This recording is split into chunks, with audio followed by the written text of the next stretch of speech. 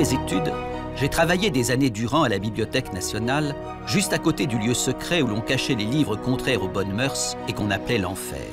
Eh bien, je me dis parfois que je suis devenu psychanalyste parce que je n'ai jamais eu envie d'aller y faire un tour dans cet enfer-là, préférant plutôt écouter mes semblables raconter de vive voix le rapport étrange que chacun de nous entretient avec l'interdit et à l'occasion avec la transgression. Ce serait facile de programmer une vie amoureuse et de s'en tenir à ce qui est convenable de faire. Surtout moi qui suis d'éducation catholique et tout, et puis il y a toujours quelque chose qui vous dépasse. Il y a un regard au tournant d'une rue et vous vous retrouvez dans une autre dimension. Une autre dimension bien vue et où personne ne sait d'avance ce qui l'attend, surtout si l'on doit, pour y arriver, transgresser un interdit. Mais qu'est-ce qu'on se raconte d'ailleurs en défiant ainsi et le tribunal des bien-pensants et sa propre conscience? C'était un petit village de 130 habitants. Tout le monde savait que j'avais 2 maisons, 2 foyers. Je vis avec un homme qui a bientôt 50 ans. Ah, quand même, oui. Et ça va, j'ai bien sûr.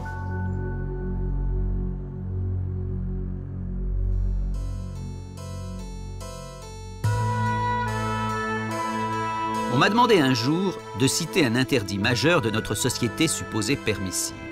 J'ai répondu la différence d'âge des partenaires qui, quoi qu'on dise, ne saurait égaler et encore moins dépasser les 15 ou 20 ans qui séparent une génération. Je persiste et je signe. Mais pour autant, la différence d'âge à elle seule ne suffit pas à mobiliser le désir. En poursuivant de ses assiduités Monsieur, dont elle a fait le héros de son premier roman, Emma Becker ne cache pas que son grand âge l'attirait. Mais rien ne se serait passé si Monsieur, chirurgien de son état et ami de la famille, n'avait eu un autre atout. Comme Emma, il adorait la littérature érotique. À quel âge est-ce que vous avez commencé à lire de la littérature érotique?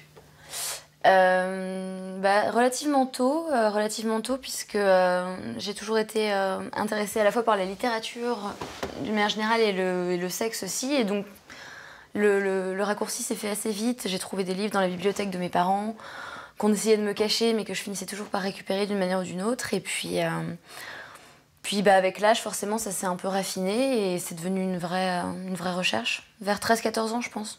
Je me souviens que quand j'ai commencé à en lire, j'étais obligée de me cacher, j'étais obligée de planquer les revues dans des BD pour pas qu'on me démasque. Et du coup, il y a toujours eu un espèce de sentiment d'interdit qui était très piquant. Et puis ensuite, je me suis aperçue que ce qui était vraiment intéressant là-dedans, c'était la communication entre les hommes, les femmes, ce que ça disait, et de m'être aperçue assez vite qu'en fait, le sexe était peut-être l'un des seuls domaines où tout rapport de force pouvait être anéanti, très facilement.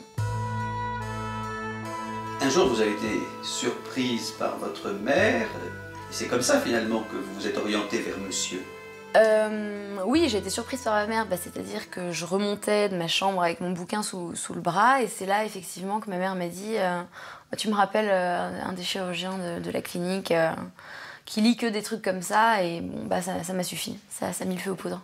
J'ai fait appel à cette institution des temps modernes qui est Facebook. J'ai tapé son nom, je suis tombée tout de suite sur sa page, et puis je l'ai ajouté avec une explication bancale, mais qui a suffi. Et c'est comme ça que ça a commencé. Immédiatement, j'ai fait l'amalgame entre ce goût qu'il avait pour la littérature érotique et l'érotisme en général. Et c'était tout ce bagage qui m'attirait. Et ça me semblait être une étude un peu palote si je couchais pas avec lui derrière. Voilà.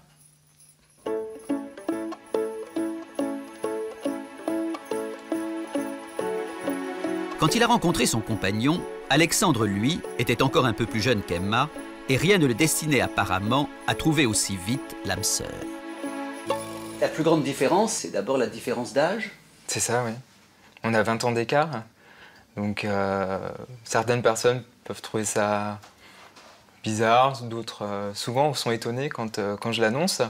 C'est vrai que je vais rencontrer des personnes, je vais dire voilà, je suis en couple, et je vais dire je vis avec un homme qui a bientôt 50 ans. Ah, quand même, oui. Enfin, souvent, les gens vont peut-être souvent se demander si c'est pas père et fils, comme ça nous est déjà arrivé. Au tout début qu'on était ensemble, on allait dans un supermarché dans la rue où on habitait, et puis la boulangère avait dit, m'avait dit « Ah oui, ton papa est déjà passé ». Surtout que je fais déjà pas mon âge, donc je faisais encore plus jeune que ça, donc mais oui, ton papa est déjà passé pour ça. J'ai dit « Ah, d'accord, ok ». Voilà, je dis rien, je relève pas, je vais pas rentrer dans les détails, mais je dis ok, très bien. Ou alors, quand on a cherché ma première voiture, quand j'ai eu mon permis, on était tous les deux, puis on avait essayé une voiture, et puis l'homme qui vendait sa voiture s'est dit « Ah tiens, c'est la voiture pour le fiston ?» Il a dit « Oui, c'est ça. » Donc, d'ailleurs, à son travail, quand je viens, il me présente comme son neveu. Voilà, pour garder une certaine discrétion en fait par rapport à son travail, à ses collègues, voilà.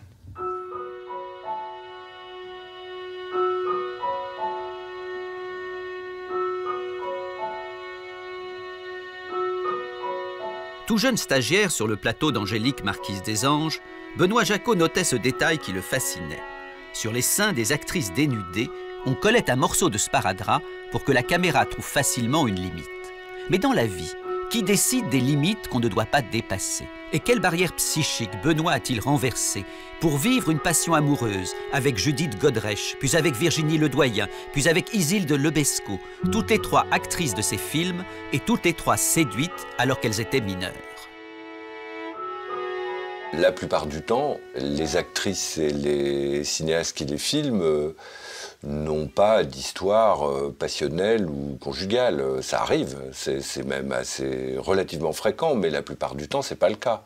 Moi, je pense alors réellement catégoriquement qu'un metteur en scène ne peut pas filmer une actrice et même peut-être un acteur s'il n'est pas amoureux d'elle.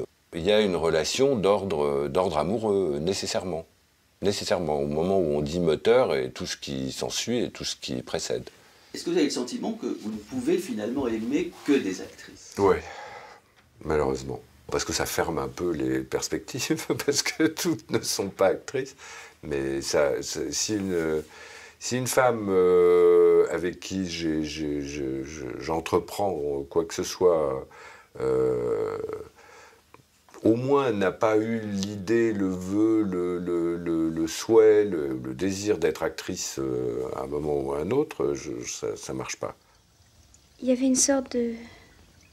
un vœu que si elle se retournait, elle ne pourrait plus jamais baiser.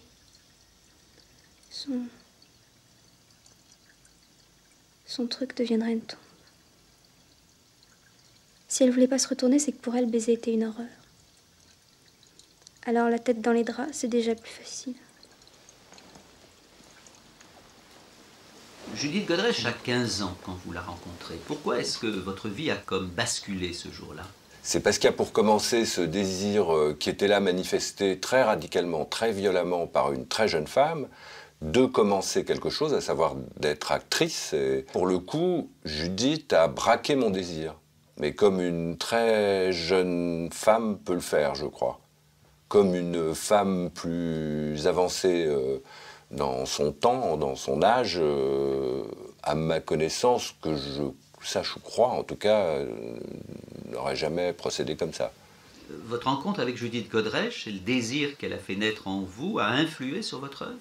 Ah ben tout à fait, oui. Non mais ça je lui dois absolument, elle le sait. Et ça c'est l'inverse de ce qu'on a tendance à dire journalistiquement, à savoir le metteur en scène qui découvre, qui propulse je ne sais qui fabrique son image.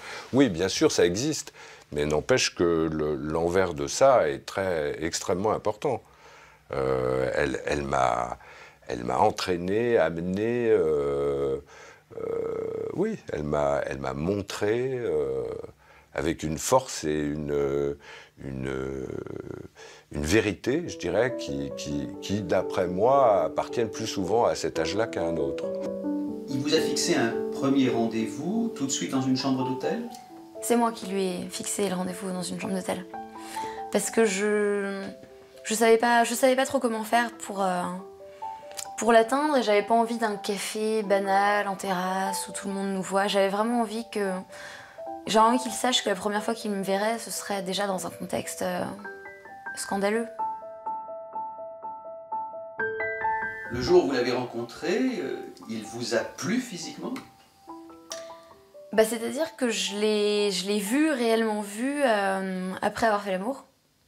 Je l'avais déjà croisé plusieurs fois, mais c'était la première fois que je voyais vraiment son visage. Et tout le temps où on a fait l'amour, je l'ai pas regardé. Je pensais pas à ça, je pensais à autre chose. Et c'est après que j'ai vu son visage. À quoi vous pensiez? J'étais en train de... Je pense que je me demandais si je correspondais bien à ce à quoi il s'attendait, s'il me trouvait jolie, s'il trouvait ça excitant. Parce que comme moi, j'avais du mal à trouver ça vraiment excitant physiquement, parce que ça faisait 4 heures que j'attendais dans cette chambre, que je faisais semblant de dormir, que j'avais des crampes d'angoisse. Pour moi, c'était plus un soulagement d'être enfin avec cet homme-là que... Enfin, je pensais pas à regarder son visage ou quoi.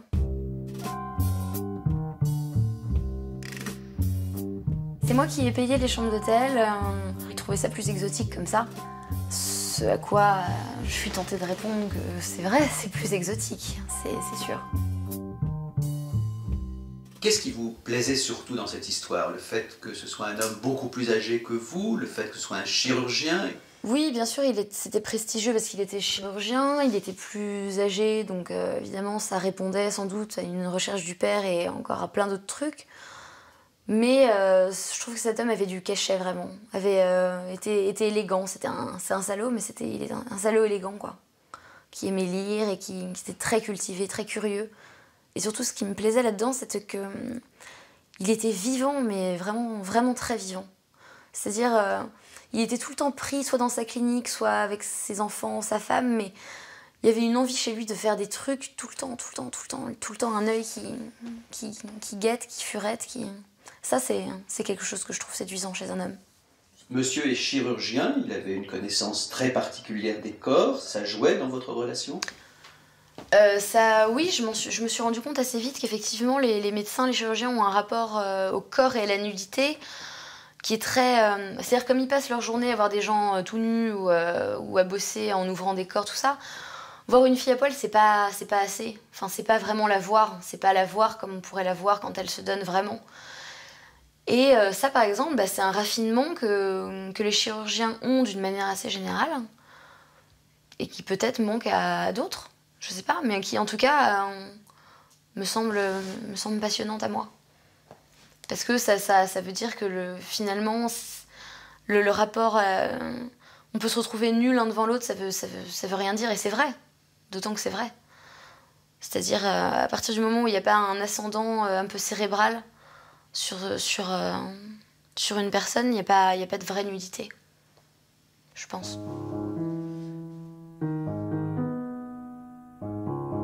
L'histoire d'Emma aurait conforté Freud dans ses convictions. Pour l'inventeur de la psychanalyse, existe un lien étroit entre la sexualité féminine et l'interdit. Beaucoup de femmes, expliquait-il, ne trouvent plus aucun plaisir dans l'acte sexuel lorsque tout leur est permis, lorsqu'il n'y a plus aucun interdit à contourner. D'où les efforts qu'elle déploie à l'occasion pour préserver pendant un certain temps un peu de secret, même dans le cas de relations autorisées. Les chambres d'hôtel, les rencontres furtives, le charme de la pénombre, rien de tout cela en tout cas n'attirait Alexandre, qui lui voulait au contraire vivre son histoire interdite au grand jour. Votre compagnon, vous l'avez présenté tout de suite à vos parents? En fait, ils se sont rencontrés dans le bar où on s'était rencontrés, puisqu'il y travaillait à l'époque, il était responsable du personnel et de la sécurité.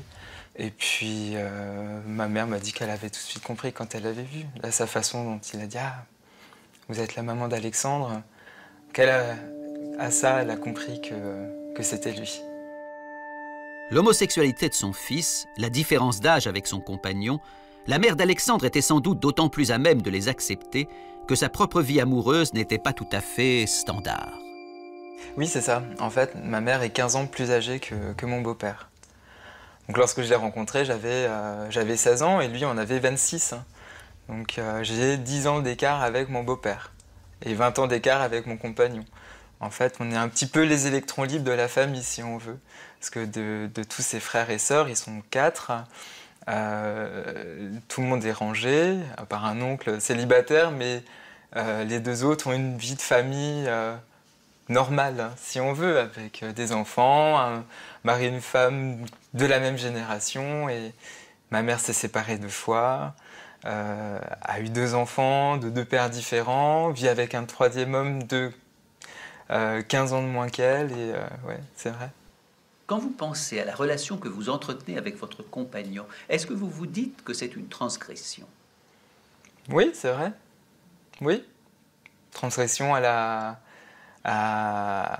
toutes les valeurs qu'on voudrait mettre dans la famille, dans une continuité normale avec un mariage, des enfants. Oui, c'est vrai. L'oncle n'est pas venu hier soir. Non, je crois pas. T'as pas dormi à la maison? Non, j'avais pas cours. Je suis restée chez l'autre. Ah, vous êtes toujours comme chemise à cul? Bof, c'est un salaud. Moi, j'aime pas l'autre. Personne l'aime. C'est peut-être pour ça qu'il me plaît. Je veux plus le voir, trop salaud. En commençant à vivre avec Judith Godrèche alors qu'elle était encore mineure, c'était clairement une transgression pour vous? Oui, c'est forcément une transgression, parce que je ne sais plus, ne serait-ce qu'au regard de la loi telle qu'elle se dit, on n'a pas le droit, en principe, je crois. Donc, une fille comme elle, comme cette Judith, qui avait en effet 15 ans, moi, en principe, et moi 40, j'avais pas le droit. Je crois pas. Mais ça, alors, elle n'avait rien à foutre, et même elle, ça l'excitait beaucoup, je dirais. Le fait est que, d'une certaine façon, faire du cinéma est une sorte de couverture, au sens où on a une couverture pour tel ou tel trafic illicite, c'est une sorte de couverture pour des mœurs de ce type-là. Je dirais, sûrement, ça peut être comme ça. Ah oui, mais les cinéastes, il est artiste, il est en train de créer une actrice, de fabriquer, oui, c'est leur truc, bon, voilà. Et en même temps, dans le landerneau cinématographique, on peut sentir qu'il y a une certaine estime ou une certaine admiration pour ce que d'autres aimeraient sans doute bien pratiquer aussi, voilà. Il y a ça aussi, ce qui n'est pas désagréable d'ailleurs. Pour commencer, je l'ai choisi pour ce film, mais réellement, sans ce qu'on appellerait, en mauvaise part, sans arrière-pensée. Je l'ai choisi pour le film. Et puis, ça arrive. Ça arrive, et à chaque fois, ça arrive. C'est comme ça. On est des voyoutes. Ça se dit comme ça? Des voyous, des voyoutes. Fais gaffe. À quoi? Je sais pas. Fais gaffe. Si je fais d'autres films, ce qui est arrivé souvent avec de très jeunes actrices, il y a toujours une espèce de crainte de barbe bleue comme ça. Est-ce qu'il va m'enlever, me sauter dessus? Et puis au fond, est-ce que je vais y passer moi aussi d'une certaine façon? Aussi bien au sens prosaïque qu'au sens amoureux. Est-ce que je vais être amoureuse de lui comme l'ont été Machine. Et ça produit des effets qui s'inscrivent dans le film, dans les films, et qui, moi, m'intéressent. Si le cinéma, en le sublimant, fait de l'interdit son affaire, il n'en est pas de même dans la réalité, ce qu'Alexandre éprouve, y compris chez ses propres amis. On a des amis, des couples d'amis homosexuels, donc de 2 hommes qui vont avoir le même âge ou très peu de différence, à 1 ou 2 ans près. Donc oui, certaines personnes ont déjà dit effectivement « Ah non, moi je ne pourrais pas vivre avec quelqu'un de plus vieux que moi ou de plus jeune que moi. » Même si je peux avoir par exemple 5 ans de différence avec le compagnon de mon meilleur ami, qui disait « Ah non, je me vois pas avec un homme plus jeune. » Et il n'y a que 5 ans. Dans le village où vous habitiez, il y a eu des réactions hostiles? On a eu 2-3 cas concrets qui nous faisaient bien comprendre qu'on était tolérés. Mais encore. C'était quoi les cas concrets? Les cas concrets, c'était un problème de stationnement qu'on a eu 2-3 fois avec la mairie, alors que la voiture, bon, il n'y avait aucun souci, mais voilà, elle voulait quand même mettre un petit... voilà, faire comprendre qu'on pouvait gêner. Ou lorsque mon compagnon avait passé un entretien d'embauche dans une entreprise du village, une entreprise du village. Au départ, tout s'était très bien passé lorsqu'il avait rencontré la DRH en disant « Ah oui, je vous vois dans un poste de responsable ». Puis, quelques temps après, on a eu l'appel, on dit « Ah bah non, finalement, ça n'ira pas ». Donc là, on avait bien compris effectivement qu'il y avait quelque chose qui n'était pas forcément apprécié. Ouais. Avec le temps qui passe, est-ce que votre ami a le sentiment parfois que la situation finit par lui échapper? Moi, prenant de l'âge, m'affirmant de plus en plus, je vais bientôt avoir 30 ans, donc il se pose des questions par rapport à l'avenir. J'ai beau lui dire que pour moi, je n'imaginais pas ma vie sans lui, mais c'est vrai que je sentais ces derniers temps effectivement qu'il avait un problème par rapport à ça, donc il va avoir 50 ans, donc c'est aussi peut-être ça, c'est peut-être le fait de passer donc, voilà, le cap des 50 ans, de se remettre en question, de se demander voilà, est-ce que je suis encore assez bien pour lui? Est-ce qu'il va un moment, il va pas vouloir voler de ses propres ailes, rencontrer d'autres personnes ouais.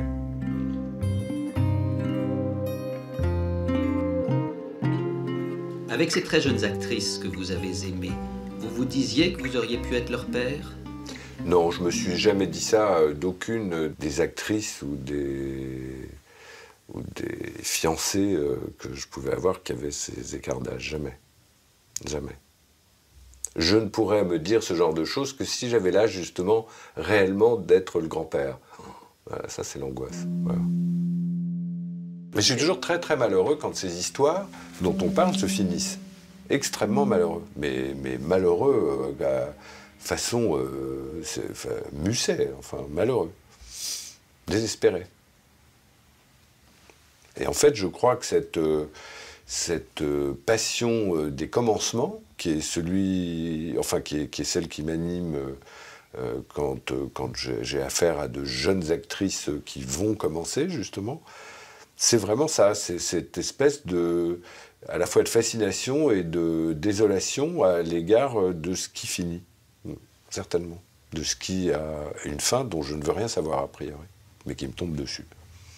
Nécessairement, parce qu'il faut bien dire que ces jeunes femmes, jeunes actrices, la plupart du temps, au fond, et vues de loin, quand elles ont fini de se servir de ce qui leur sert, elles jettent.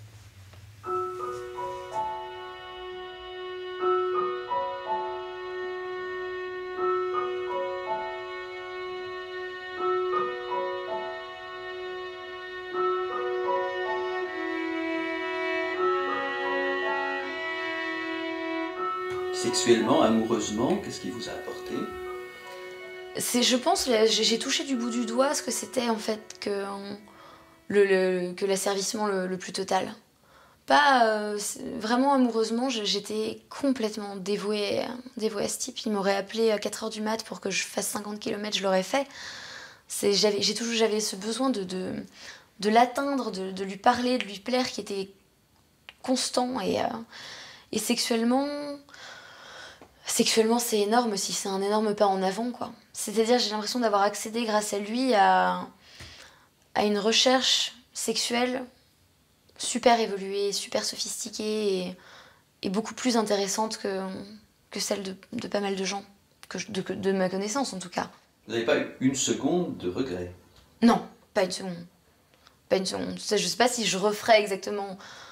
C'est-à-dire, si je devais tout refaire, bien sûr, maintenant je m'y prendrais différemment et je sais qu'il y a certains écueils que je pourrais éviter, mais au final, quand tout le monde me dit ce mec c'est vraiment un salopard, c'est vraiment un porc, il en a rien à foutre, c'est sûr, mais il m'a donné mon premier livre et il m'a poussé à écrire et sans lui, je pense que je serais en train de stagner dans une fac à rien faire et là j'ai écrit un livre.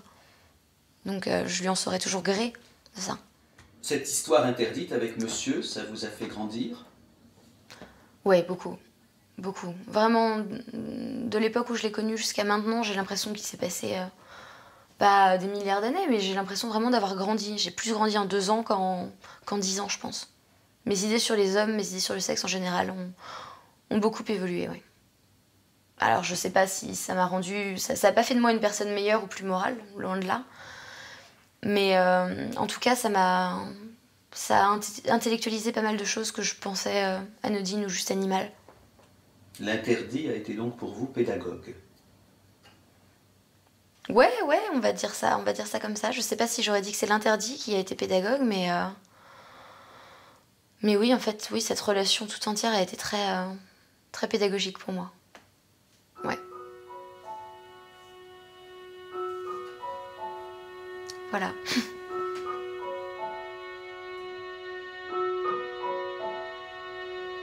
En écoutant Emma, Benoît ou Alexandre, je me dis qu'on comprend pourquoi la vie amoureuse et la sexualité de nos semblables nous passionnent. Et si l'autre, sur le sujet, en savait plus que nous. Mais on comprend également pourquoi nous sommes aussi intolérants. Et si l'autre, au final, s'en sortait mieux que nous.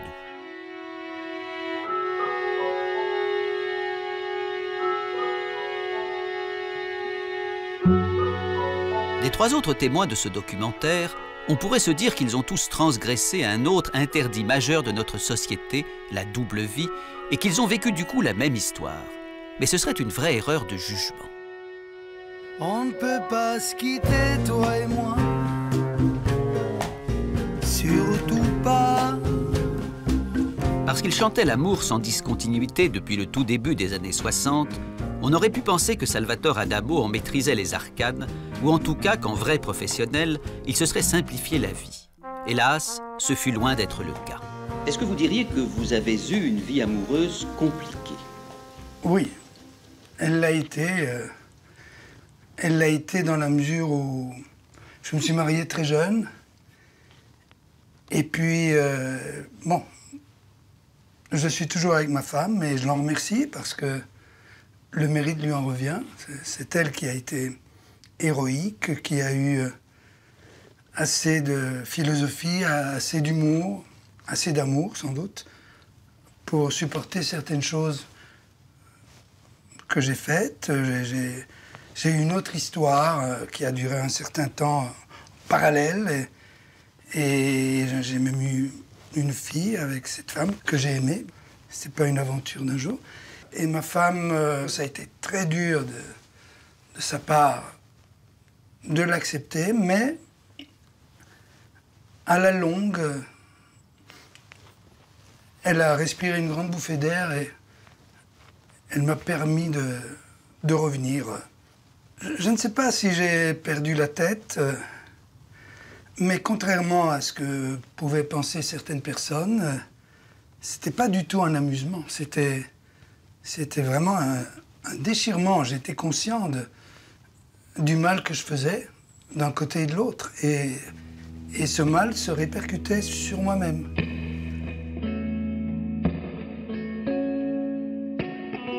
Ce serait tellement facile pour l'homme d'aimer plusieurs femmes, mais il faudrait aussi admettre à ce moment-là que la femme aime plusieurs hommes. Et ça, je ne connais pas beaucoup d'hommes qui le supporteraient. Donc, j'admets qu'une femme ne le supporte pas non plus. L'histoire de Guénolé est aussi celle d'un déchirement. Parti pour vivre toute sa vie avec la femme dont il était depuis des années le compagnon, il se retrouva pris dans une tourmente amoureuse auquel rien ne l'avait préparé.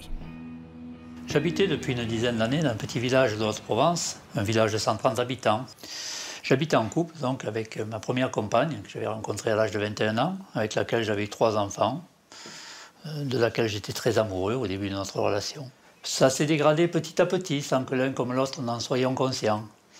Il n'y avait pas de heurts, pas de disputes, pas de mots plus hauts les uns que les autres.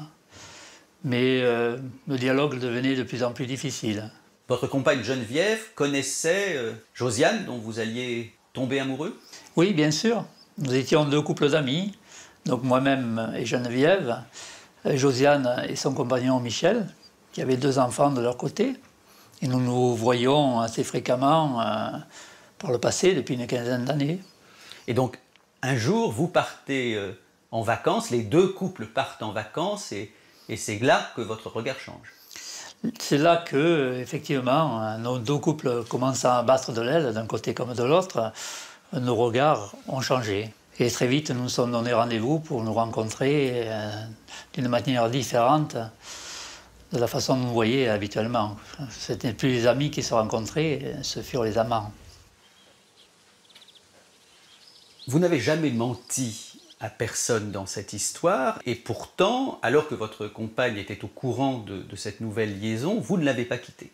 Je ne l'ai pas quittée, c'est vrai.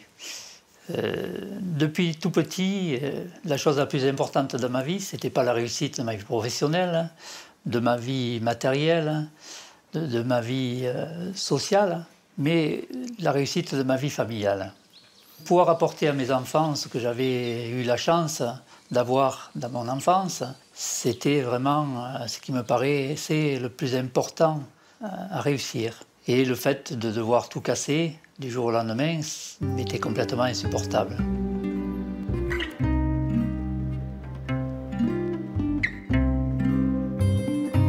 Journaliste au quotidien Le Monde, Claude Sarraute, par 2 fois divorcé, avait épousé pour le meilleur et pour le pire Jean-François Revel, et elle ne se lassait pas d'admirer en lui l'intellectuel, le philosophe, l'écrivain, voire tout simplement le bon vivant. Quand un jour, patatras, elle comprit qu'elle risquait de perdre pour toujours l'homme qu'elle aimait. À partir du moment où j'ai su que Jean-François avait une maîtresse, moi j'étais dévastée, je ne regardais plus ni à droite ni à gauche, et personne au monde ne m'aurait regardé d'ailleurs. Parce que quand tu es habité par quelqu'un, tu n'éveilles l'intérêt de personne. Bon. Alors j'ai réfléchi, j'étais encore pas mal, j'étais déjà un peu abîmée, mais enfin bon, non, 46 ans, ça va. Et je me suis dit, le seul moyen, 47 peut-être, seul moyen de le rattraper, c'est d'avoir quelqu'un. Et là, ça m'a mis 1 an. Et puis après, j'ai trouvé la perle rare.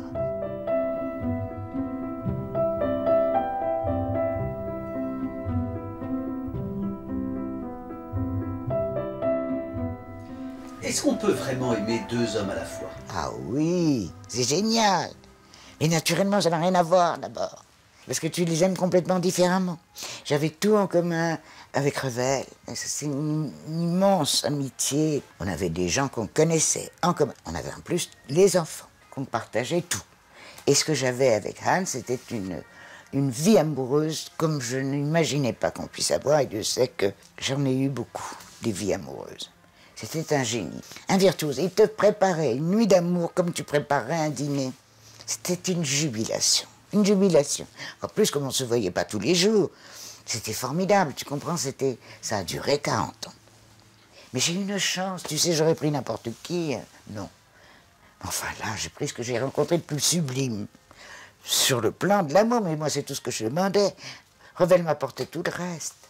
J'ai une vie, mais tu peux pas savoir, de génie. Parce que pendant que je faisais des voyages avec Hans, il était, tu sais, jamais on allait dans, je sais pas quoi, un Hilton, et toujours les plus vieux hôtels.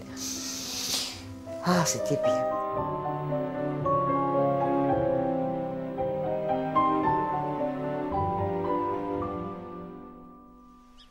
Contrairement à Claude Sarraute, transgressant l'interdit avec jubilation, Guénolé, lui, connut très vite une situation pour le moins difficile.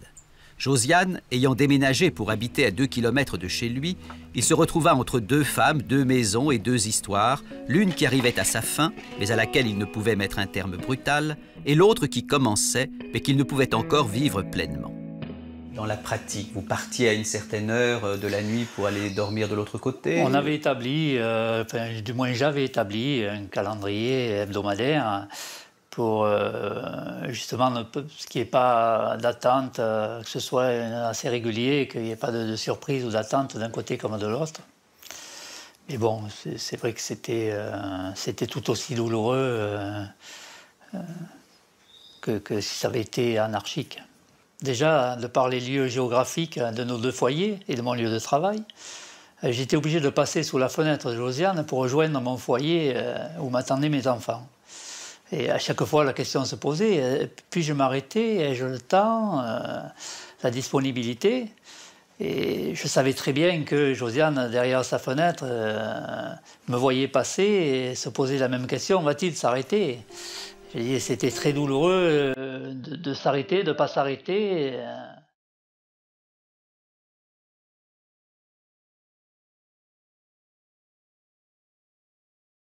Comment les choses se passaient pour Noël, par exemple? Toutes les occasions familiales, que ce soit les anniversaires, Noël, en fait, nous les passions tous ensemble. Tous ensemble, c'est-à-dire tous les enfants et vos 2 femmes, entre guillemets. Tous les enfants et Josiane et Geneviève. Effectivement, pour essayer de maintenir ce climat familial, à chaque fois, protéger les enfants, en se disant, mais quand même, on est assez un grand adulte pour passer par-dessus nos états d'âme.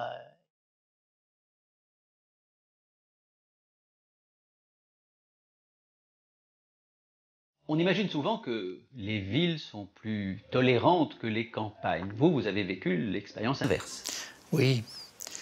Et il est vrai que pendant toute cette période, qui a duré quand même pratiquement 2 ans, jamais je n'ai eu la moindre critique de la part des habitants. Jamais mon autorité de maire n'a été remise en question. Jamais on m'a manqué de respect,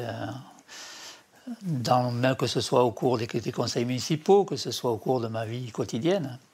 Tout le monde était au courant? Tout le monde était au courant, bien sûr, puisque je ne me le cachais pas. Et mes allées et venues étaient visibles par tous. Et dans les petits villages, le moindre déplacement est un secret pour personne. J'ai été réélu, donc, après cette histoire, par 2 fois, avec des scores de plus de 75% à chaque fois. Ce qui veut bien dire que la situation a été très bien acceptée par la population.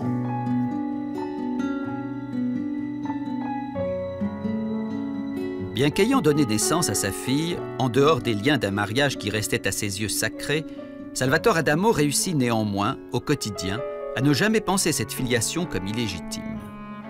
Quand Amélie était plus petite, plus jeune, vous assistiez à ses anniversaires? Vous lui apportiez des cadeaux pour Noël? J'étais là à la plupart de ses anniversaires. Bien sûr, quand je rentrais de tournée, surtout du Japon, j'avais les bras chargés de cadeaux.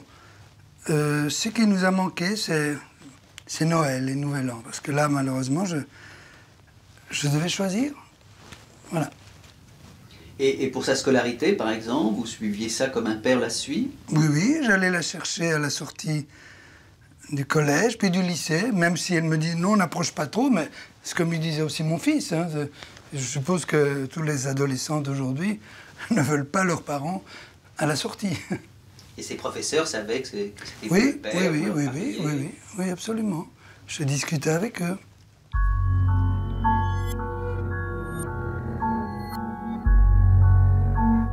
Dernièrement, il y a eu quelques articles qui avaient utilisé un terme qui lui a fait beaucoup de peine, la fille cachée. Amélie, ça fait maintenant, depuis sa naissance, que je dis qu'elle existe. J'ai simplement différé le moment où je dirais qu'elle n'était pas de la même mère que la mère de mes fils. C'est tout. J'ai attendu patiemment que les circonstances me permettent de retourner toutes les cartes sans blesser personne. Et quand je dis personne, bien sûr, c'est la mère de mes fils, la mère de ma fille, les parents de l'une, les parents de l'autre. Tout ça était très difficile à faire passer à un moment donné. Donc, maintenant, tout va bien de ce côté-là. Il a même... à la faveur, j'ose dire, de mon dernier problème de santé, j'ai même pu recevoir ma fille chez moi. Et voilà, tout va bien maintenant. Je voudrais t'aimer quelque part où l'amour n'existe pas encore. Je voudrais t'aimer quelque part où il n'attend que nous pour éclore. Réinventer tous les gestes, recommencer à zéro. Retrouver l'écho céleste des sentiments et des mots. Je voudrais vivre une belle histoire qu'on n'ait pas encore racontée. La maman d'Amélie n'arrêtait pas de me dire qu'il fallait que j'entende ma fille parce qu'elle chantait sublimement. Et maintenant, je sais que le mot n'est pas trop fort. Et j'essayais d'entendre la voix de ma fille, mais elle faisait un énorme blocage devant moi. Des fois, je lui demandais de chanter, elle chantonnait. Et donc, je lui ai tendu un piège. Je lui ai dit que pour les besoins d'une maquette, d'une chanson que je comptais faire en duo avec une chanteuse confirmée, j'avais besoin d'une voix féminine. Est-ce qu'elle accepterait de la chanter? Elle me dit oui, et elle prend son souffle et elle commence à chanter. Et vraiment, c'est le moment de grâce. Et d'un coup, je me rends compte du temps que nous avons perdu si j'avais fait la démarche plus tôt. Voilà, je lui ai tendu un piège. En fait, la chanson, c'était pas pour une autre chanteuse, c'était pour nous deux, pour elle et moi.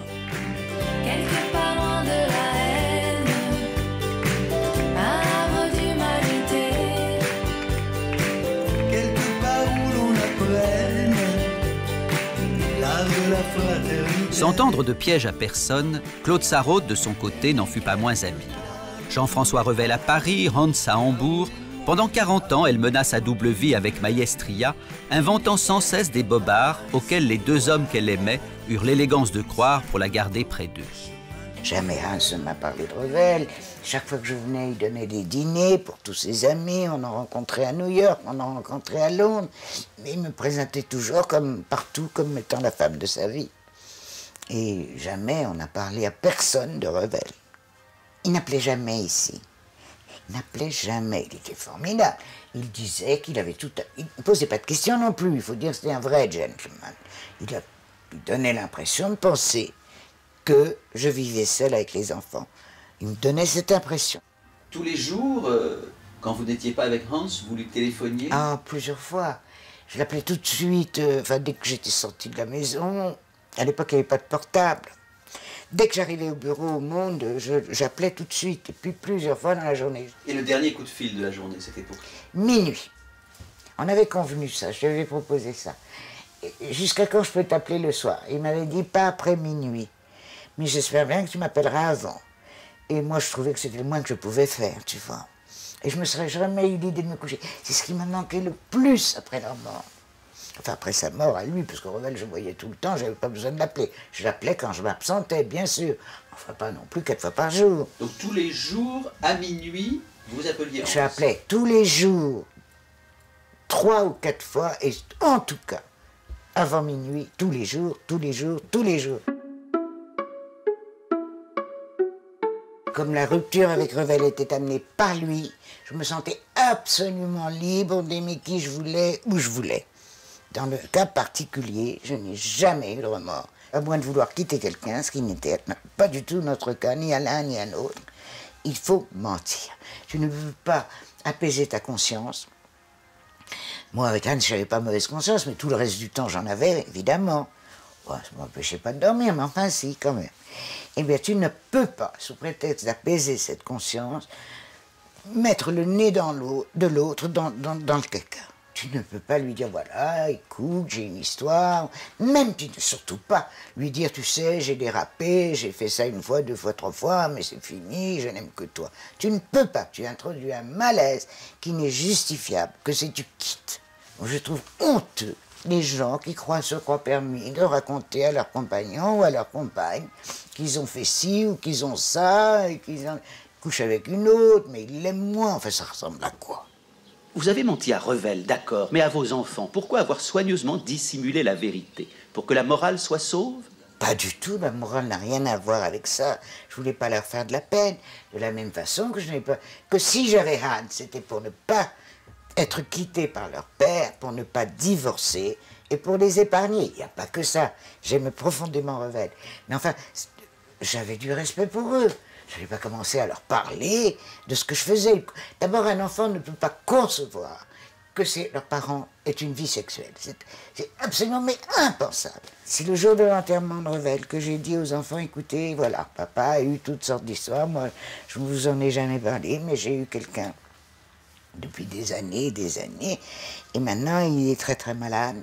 Il va falloir que j'aille tous les jeudis à Hambourg, où il vit maintenant, et je rentrerai tous les dimanches, je travaillerai lundi, mardi, mercredi, et je repartirai le jeudi. Et ils m'ont tout de suite dit, oui, très bien. Ils savaient pour leur père. Hein. Je ne sais pas s'ils se doutaient pour moi, je n'aurais jamais demandé.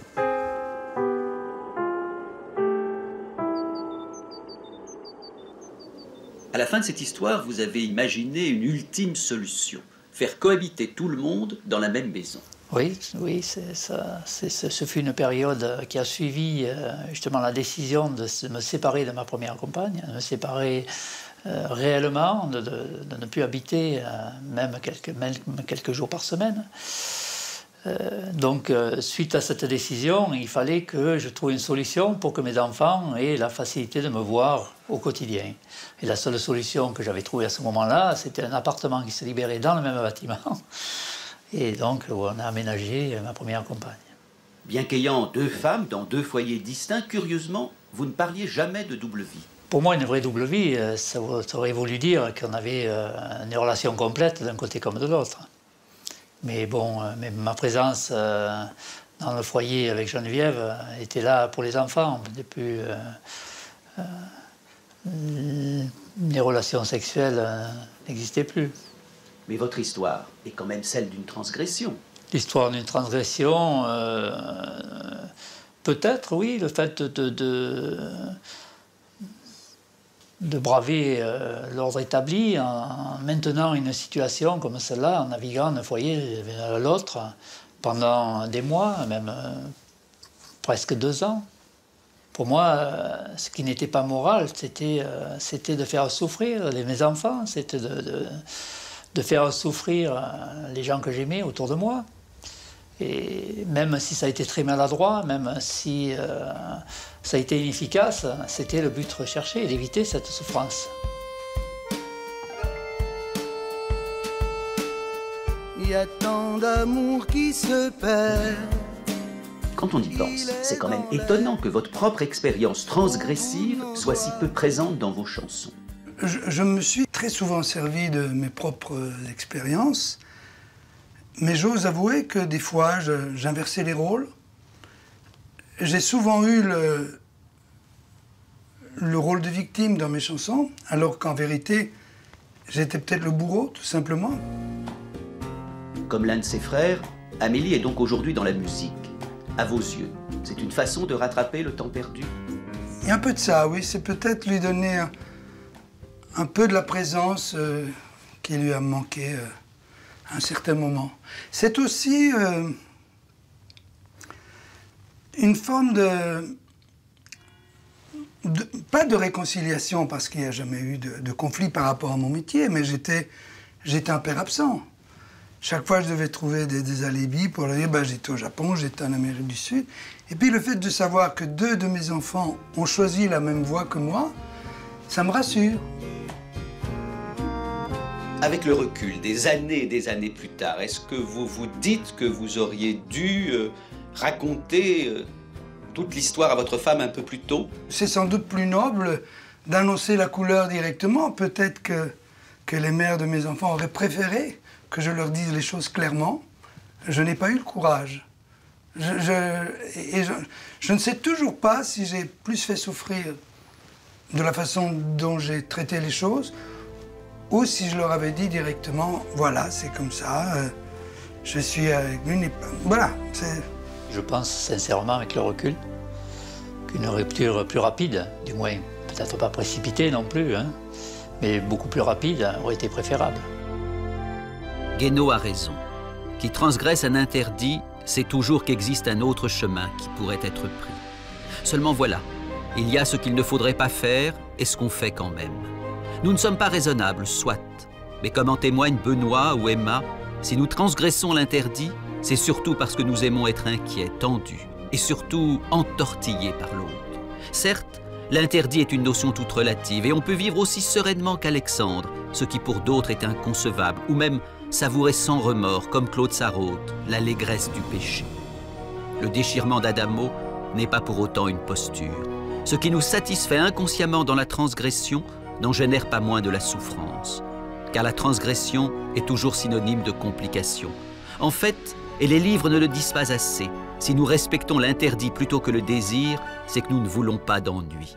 Ce n'est pas la morale qui nous fait filer droit, c'est ce que Nietzsche appelait la paresse. Est-ce que Hans, lui aussi, vous l'avez trompé? Figure-toi, j'avais complètement oublié, j'ai même pas raconté à Laurent Ruquier.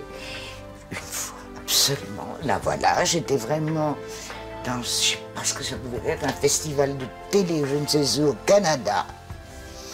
Et là, il y avait un type trop beau, formidable skieur, et ben voilà, j'ai passé 3 jours.